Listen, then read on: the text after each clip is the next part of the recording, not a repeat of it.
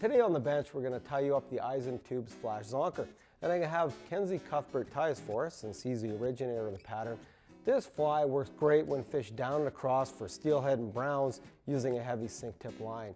Make sure you have these materials ready before you tie the fly. For the base tying hook, we're going to use a 1/0 stainless steel. For the stinger hook, we'll use a size 6 curved stinger, some 6/0 orange thread to tie with, some 12mm 5.4 red barbell ENTs for the eyes, some bright green angel hair for the body, some olive bucktail for the wing, some olive deer hair for the collar, and some olive deer hair for the head. Okay, so first thing I'm going to do is going to pierce the eyes onto the main body hook, and this is a 1/0 hook. Secure my hook into the vise. Next thing I'm going to do is going to apply a base layer of thread from the eye of the hook. Just go about ½ an inch down to start with here. This is where I'm going to be placing the eyes. Let's clip off this excess thread. Now I'm going to apply a little bit of head cement where the eyes are to be located. And I'm going to slide my eyes into place. Approximately, I'm going to leave at least 1/8 of an inch between the eyes and the eye of the hook. And then I'm going to tie these eyes down. Okay, so I'm going to just crisscross these eyes. And when doing this, and the cement I've added underneath squeezes the plastic down, it really locks these eyes in place.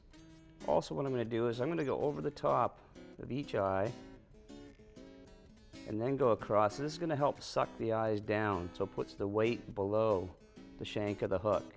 We want this hook to ride exactly like this with a stinger, so our stinger is hook up. So my next step now, I'm going to run this thread down the shank of the hook in preparation for where I'm going to run my stinger.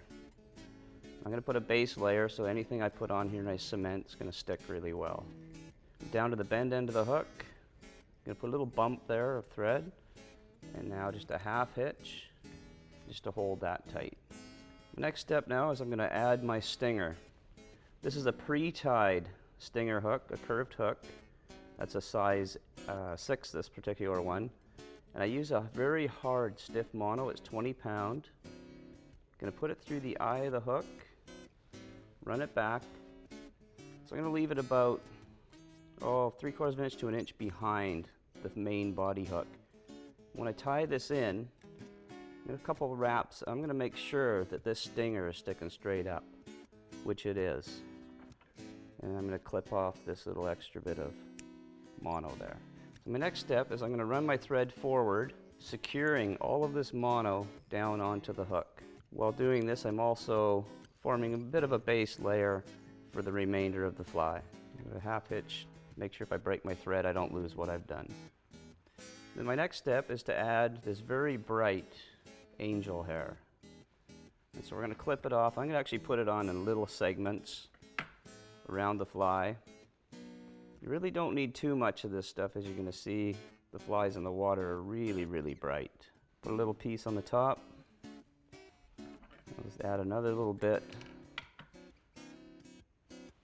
onto the bottom and just secure that in place. I'm going to run my thread up to the eyes, just behind the eyes.